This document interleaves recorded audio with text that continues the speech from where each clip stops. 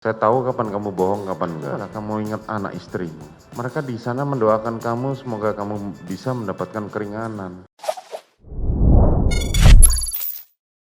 Mantan ajudan Verdi Sambo, Bribka Riki Rizal memberikan keterangan sebagai saksi atas kasus dugaan pembunuhan berencana terhadap Brigadir Nofriansah Yosua Huta Barat alias Brigadir J. Dirinya memberikan kesaksian atas dua terdakwa, yaitu Barada Richard Eliezer dan Kuat Ma'ruf pada hari ini, Senin 5 Desember 2022. Sayangnya, seluruh keterangannya disaksikan oleh majelis hakim.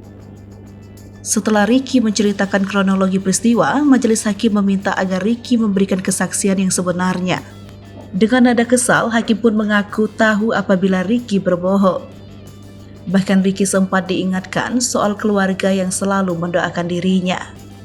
Majelis hakim menilai keterangan-keterangan yang diberikan Riki di dalam persidangan tidak masuk akal. Terlebih, saat keterangan itu disandingkan dengan alat bukti yang lain. Di dalam persidangan pula, Wahyu menyampaikan keraguannya atas kesaksian Riki sejak cerita meninggalkan rumah Magelang.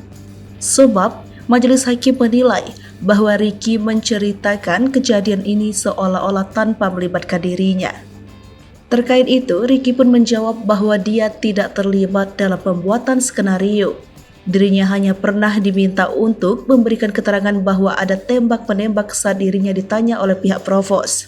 Selain itu, ketidaksesuaian juga ditemukan majelis hakim saat Riki menceritakan bahwa Brigadir J tidak ingin satu mobil dengan Putri Chandrawati dalam perjalanan Magelang Jakarta. Padahal saat di Saguling, Brigadir J justru semobil dengan Putri. Riki pun menjawab dirinya tidak mengetahui alasan Yosua bisa satu mobil lagi dengan Putri.